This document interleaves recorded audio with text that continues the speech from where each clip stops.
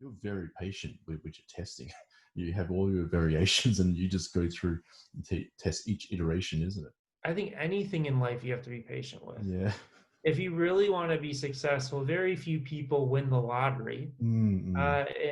and strike it. I mean, the people that are the most successful just don't give up. They're Mm. relentless, Yeah.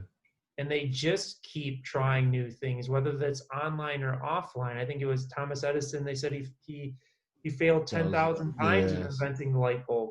Mm. And yeah, sometimes it's frustrating. Don't get me Mm. wrong. Sometimes Mm. we get down with it. Uh, but at the same time, it's kind of, if you look at it less as a failure and more of as a learning mechanism, and it just keeps pushing you to get better and better and better. Mm, mm, mm, mm. Yeah, speaking of your personality types that you were talking about before, yeah, I'm a D personality type.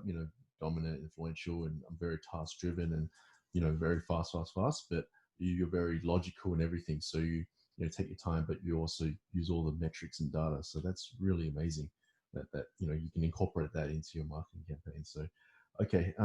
You also mentioned about, I really love the analogy that you had about the magazine analogy, how if you're walking down the street and how people remember you and stuff. So would you mind elaborating a bit more about your analogy there? Yeah, absolutely. Mm, So it's actually my entire second book that's coming out mm, in a few months cool. is based upon this subject, and it's so the second book is called Hook Point: How to Stand Out in a 3 Second World. Nice. And the reality of the situation that we're in today is that with social media, there's over 60 billion messages sent on digital platforms each day. Mm, If you want to talk about advertising, the average person is exposed to between 4,000 and 10,000 ads a day. mm, So you have to find a way to stand out. And most people, when they think about competition, they think about your direct competition of who's going after the same customer with the same type of product line or same type of service. But in the reality of the world we live in, you're not just competing against that. You're competing against Kim Kardashian. You're competing against Nike and mm, all the things that pop up into your social feeds or all the things that people are exposed to on it each day. yep. So that's where we have this concept of a hook point, and really it's designed to capture people's attention in that first 3 to 5 seconds. Because if you Mm, can't capture the attention in the first 3 to 5 seconds, you'll never get them to watch yeah. the next 30, 60, 90, however long you want.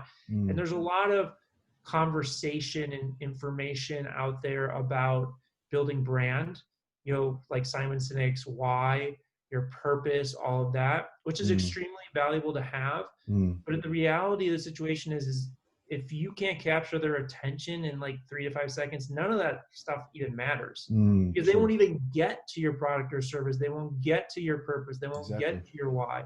Mm, So one of the exercises that I had created a 5-step framework for this hook point process, but one of the exercises, as you mentioned, is that we do with clients that we work with and the agency that we have in developing hook points for people is imagine that the editor of a magazine calls you up and says, okay, we're giving you the cover of this magazine and you're the only person on it. mm, Now, what is that headline that best represents your brand, your product or service? yeah. But when thinking about that and brainstorming, you have to determine what is that headline that is going to get your customer or True. the customer that you're trying to attract away from all this competition as they Mm, walk down a busy street. Just imagine walking down a busy street of New York or whatever city you're in with all the noise and everything, and then they yeah. pass a magazine stand. And there's 50 other magazines out there with their own hook points, drawing people in. What is that headline? What is that hook that's going to make them stop in that busy street, pick up that magazine, buy it, and read it? Mm, Because that's how difficult it is in the world that we live in. Now, most people, when they do that exercise, they'll just come up with one. mm, But we force ourselves, we force the clients we work with to come up with many. And oftentimes the best ones come from pushing yourself out of your comfort zone. okay. So if you feel like you've hit a saturation point at 10 or 15, you keep pushing Wow. until you come up with something. And then we test it and we validate it. We take the Mm. best ones, and that testing process I just walked you through is we'll go and test and see which one responds. Mm. And the process of developing hook points is simple, but it's not easy. I've got 15 years of doing Yeah, this yeah. process of not just online but offline, because being an entrepreneur, I had to go into the rooms with the biggest executives and celebrities and um, studio heads and convince them to buy our technology or partner with us. Mm. And some of the most common mistakes that people make in that process is they are either they're very vague with their offering.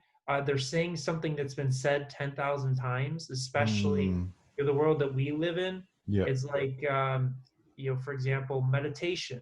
Mm. Meditation's been talked about for so many years, and now it's becoming more popular. So you Mm. can't just go off and say the same things that everybody else has said is meditation will lead to success. Meditation will lead to happiness. Yeah, Meditation will lead to true. fulfillment. It'll just get lost. Like we were working on a social video where the headline is meditation is a scam. We're subverting Oh, love it. expectations. That's got my Not that attention. we believe not that we believe that. We don't Yeah. believe it, but it brings people into a story that we tell is, listen, most people fail at meditation or think meditation doesn't work because of all this misinformation into the marketplace. Yeah.